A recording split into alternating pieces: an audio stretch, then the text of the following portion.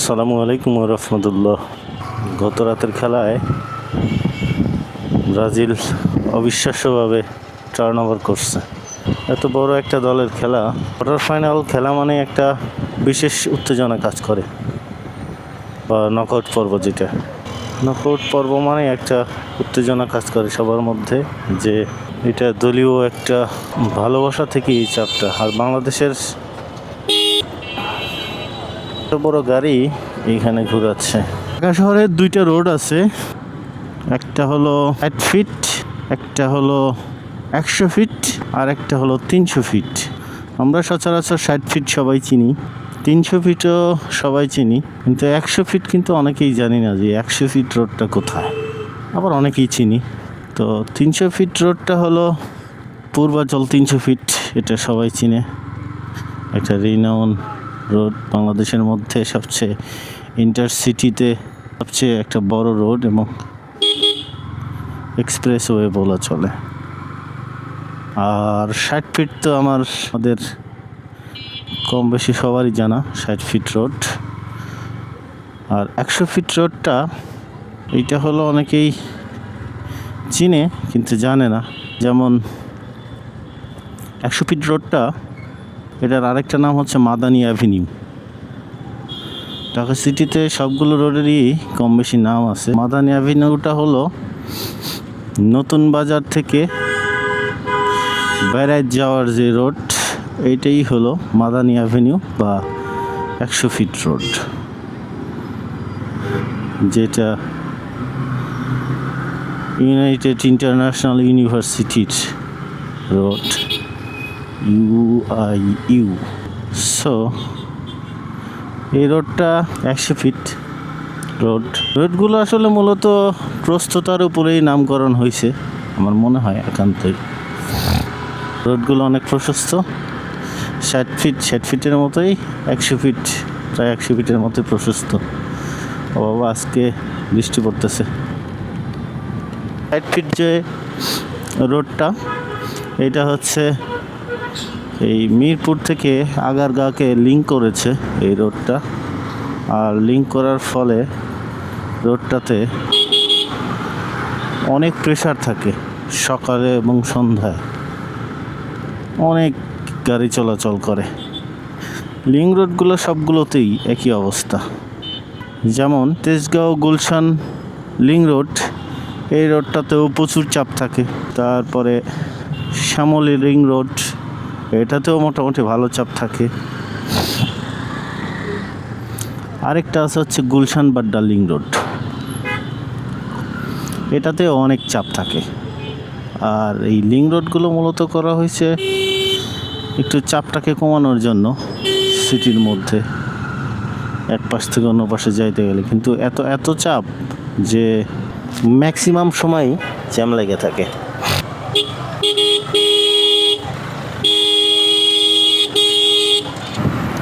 সকাল সকাল আজকে ঢাকায় বৃষ্টি। ঢাকা শহরের বাসগুলো লক্কর ঝক্কর, ঢাকা শহরে বাসগুলো লক্কর ঝক্কর হওয়ার কারণে চলাচল করে শান্তি নাই। আর বাসের ম্যাক্সিমামই ফিটনেস নাই, বাসগুলোর বিরুদ্ধে কোনো স্টেপ নাই। আপনি একটু হেলমেট ছাড়া বাইক চালায় দেখেন, আপনার দাবড়ায় ধরবে পুলিশ। বাইকের সাথে যে এত শত্রুতা কেন, এইটাই আসলে বুঝি না। কালকে একটা ভিডিও দেখলাম, একটা ছেলে আউট অফ মেট্রোপলিটন সিটি আর কি, হেলমেট ছাড়া বাইক চালাচ্ছিল।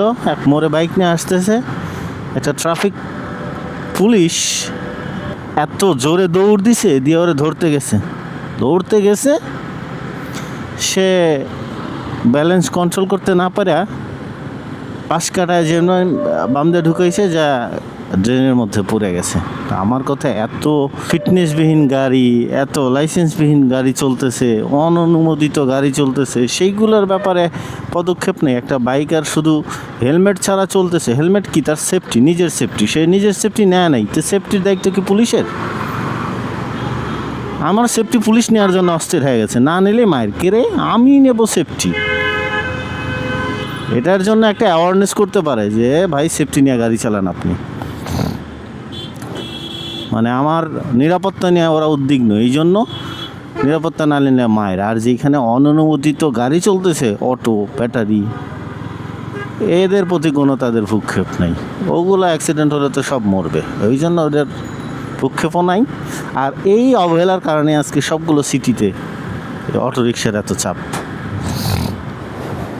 যখনই কোনো অটোরিকশায় উঠে জিজ্ঞাসা করা হয়, মামা আপনি আগে কি করতেন? বলতো যে গ্রামে থাকতাম, কামলা দিতাম, ঢাকা শহরে থাকি।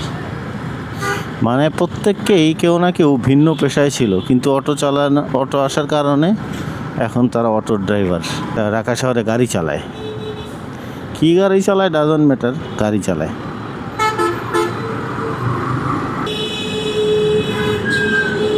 যে যানজটের কারণ অটো তা না, অটোর কারণে কত হাজার কিলোওয়াট বিদ্যুৎ অপচয় হচ্ছে প্রতিটা দিন। এগুলো যদি না দেখে সরকার, তাহলে একটা সময় গিয়ে এই অটোর যে প্যারা, একে তো বিদ্যুৎ, তারপরে শহরে যানজটের সৃষ্টি। একটা বিষয় খেয়াল করছেন কিনা জানি না, এই গরমে পল্লী বিদ্যুৎ এলাকায়, মানে পল্লী এলাকায় যে পল্লী বিদ্যুৎ সার্ভিসটা আছে, এদেরকে বলা যায় না যে বিদ্যুৎ থাকে কি থাকে না। এরা শুধু বলে যে বিদ্যুৎ এসে দেখা করে যায়। তার মানে কি, যে বিদ্যুৎ থাকেই না। আমি গ্রামে গেছিলাম, 24 ঘন্টার মধ্যে 10 থেকে 15 ঘন্টা বিদ্যুৎ থাকে না, আর অ্যাভারেজে 5-7 ঘন্টা করে বিদ্যুৎ থাকে, তাও খুব কঠিন। এটার কারণটা কি? এটার কারণে যে ঢাকাতে প্রতিদিনের যে বিদ্যুৎ কনজামশন, এটা বেড়ে গেছে। সরকার যদি এটা নিয়ে চিন্তা না করে, ফিউচারে আরও বাড়বে অটো, আরও বিদ্যুতের ঘাটতি হবে। এই অটোগুলো তুলে দিয়ে বাস নামানো হয়, এবং বাসগুলো যদি মালিকানায় না দিয়ে কোনো একটা নির্দিষ্ট কোম্পানিকে দেয়া যায়, তাইলে আমার মনে হয় যে ঢাকা সিটিটা ভালো থাকবে। আর ড্রাইভারদেরকে বেতনের আওতায় আনতে হবে। কেমন বেতন?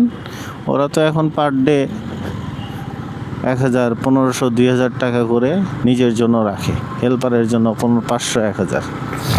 তো এই সিস্টেমটাকে উঠায় দিয়ে তাদের বেতন করতে হবে 30,000 বা 40,000 টাকা মাসে। তোমার কাজ শুধু গাড়ি চালানো, দিনে 3টা বা 4টা টিপ দিবা, ঢাকার এই মাথা থেকে ওই মাথা, আপ ডাউন, শেষ। যাত্রী হলেও তুমি যাবা, না হলেও তুমি যাবা। এটা হচ্ছে টাইমলি। এরকম একটা ব্যবস্থা করলে এই ড্রাইভারদের মধ্যে তাড়াতাড়ি পারাপারি, তারপরে হচ্ছে আপনার যেইখানে সেইখানে দাঁড়া যাত্রী তোলা, এই সিস্টেমটা থাকবে না। কারণ তারা যাত্রী যত তুলে তত তাদের লাভ। এই জন্য পিছে কি হলো না হলো দেখার সময় নাই, যাত্রী উঠাও। তো এই প্রচলিত প্রথা মালিকদের, এইটাকে ভেঙে ফেলতে হবে। ভাঙলেই ড্রাইভারদের মধ্যে চেঞ্জ আসবে। আর আরেকটা ব্যাপার, ফিটনেসবিহীন গাড়ি চলবে না, শেষ। ডিএমপির ডাম্পিং স্টেশনে গেলে বোঝা যায় যে আসলে কি অবস্থা দেশের গাড়ির। এত বাজে বাজে গাড়ি সব ডাম্পিং করে রাখছে, কিন্তু ডাম্পিংয়ে সব আপনার রেখে দিছে 10 বছর, 15 বছর, 20 বছর আগের। আমার কথা, এগুলো রাখার দরকার নেই। তো কেস চলতেছে, নগদ এগুলো ডিসপোজ করে ফেলতে হবে, শেষ। ডিসপোজ করে একবারে জায়গা ক্লিন। হ্যাঁ, কিছু থাকতে পারে মার্ডার কেস বা এই সেই, বা মানে এভিডেন্স, এইগুলো আলাদা করে রাখবে, রেখে দিয়ে দিবে। কিন্তু বাকি যেগুলো জব্দ, মালিকানাবিহীন, চোরাই, এগুলো যদি কোনো ইস্যুস থাকে তো ভালো, আর না থাকলে নগদ এগুলো ডিসপোজ করে ফেলতে হবে, শেষ। এগুলো রাখার দরকার নাই তো।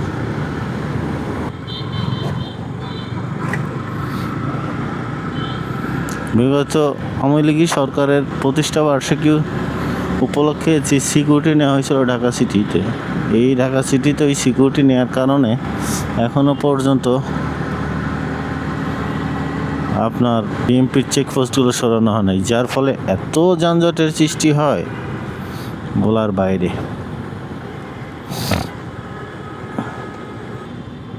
এখানে আমি বলছিলাম যে ট্রাফিক নেই, কিচ্ছু নেই, শুধু একটা সিগন্যাল লাইট। দেখেন মানুষ কত সুন্দর, মানে এই যে দেখতে পাচ্ছেন কিনা জানি না, লাইট জ্বলতেছে। এখন সবাই দাঁড়ায় আছে, 50 সেকেন্ড দাঁড়ায় থাকবে, তারপরে যাবে। এটাই হচ্ছে ট্রাফিক লাইটের ম্যাজিক ঢাকা শহরে। কেউ কিন্তু ভায়োলেট করে না। এই যে সচেতনতা, এই সিস্টেমটাকে যদি আমরা মেনে চলতে পারি, ইন ফিউচারে হোক না 30 সেকেন্ড লেট হবে, 30 সেকেন্ডের জন্য তো একটা শৃঙ্খলার মধ্যে থাকবে সবাই, তাই না? ট্রাফিক নাই, কিছু নেই, এই জায়গাটাতে সবাই এসে দাঁড়ায় থাকবে। এই 30 সেকেন্ড গুড প্র্যাকটিস।